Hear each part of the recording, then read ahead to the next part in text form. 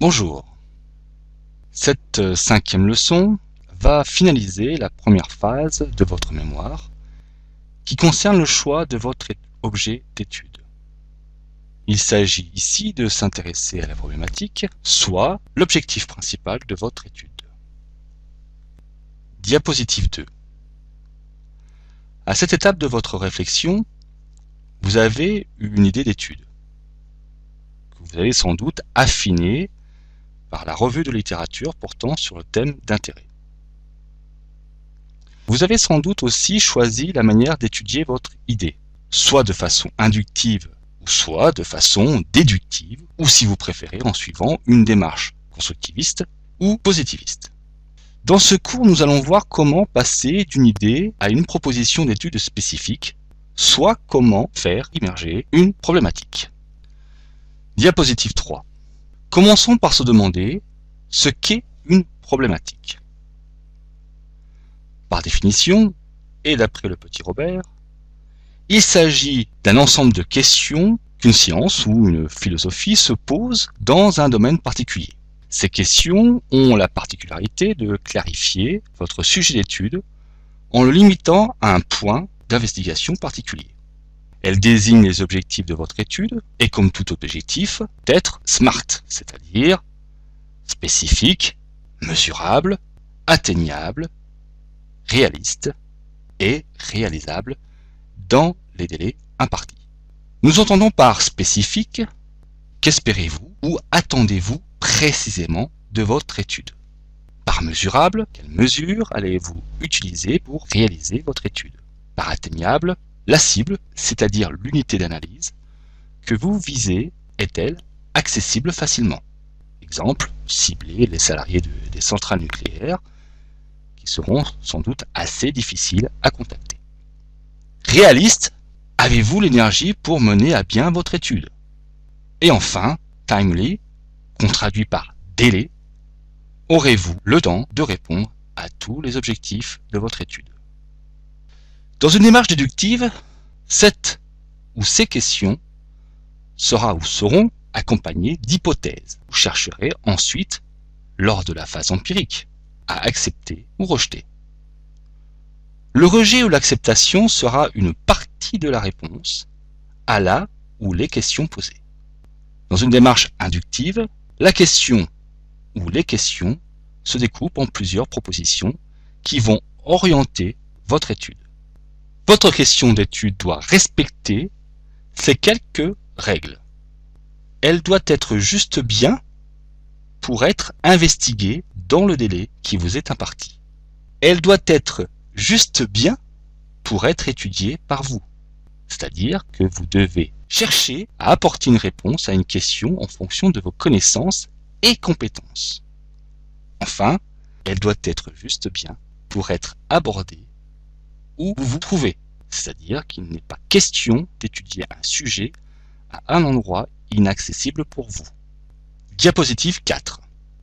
En m'appuyant sur un document disponible sur le bloc de soutien, je vous présente ici une démarche simple de problématisation.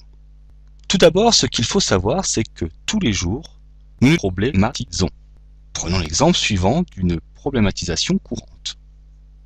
Paul demande à Virginie si elle veut venir au cinéma ce soir avec lui. Cette dernière peut s'interroger. Quel film est à l'affiche ce soir? Quelles sont les intentions de Paul? Suis-je prête pour l'interrogation de demain matin? Ne suis-je pas trop fatiguée? Nous ne disposons pas toujours de l'ensemble des informations pour répondre aux différentes questions qui se posent. Aussi, pour chaque question, nous recherchons l'ensemble des opinions couramment admises sur le sujet, à travers une première revue de la littérature ou une observation rapide du terrain.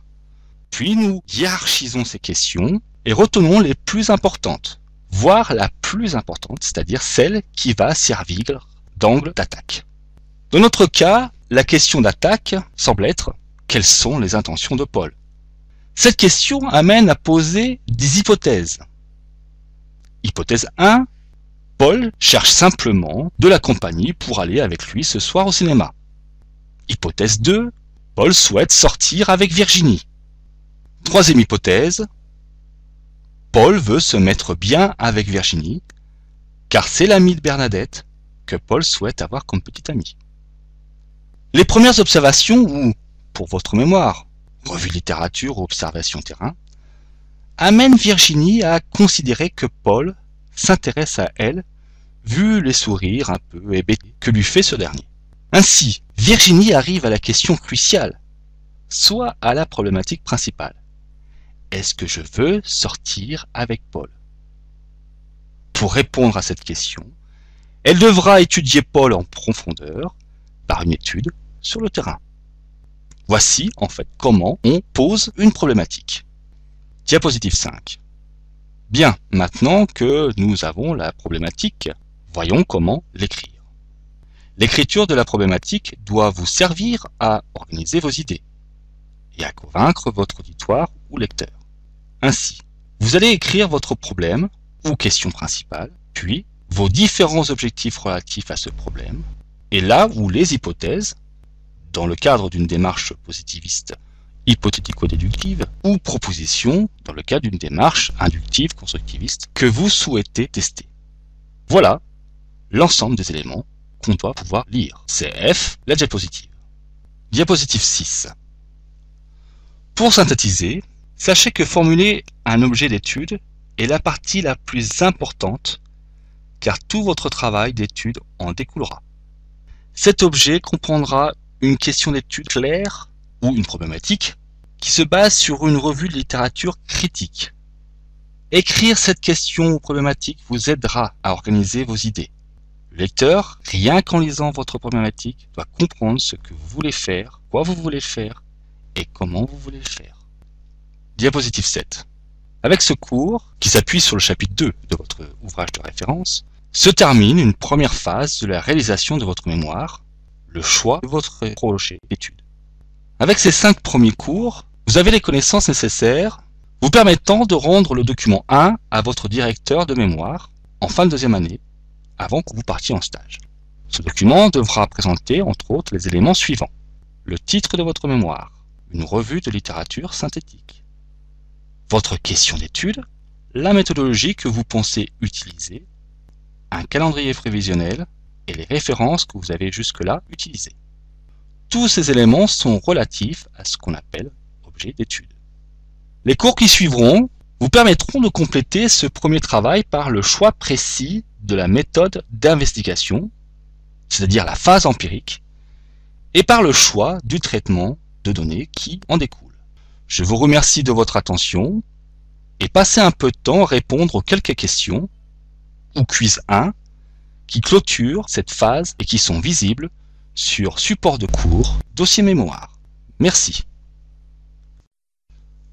Bonjour.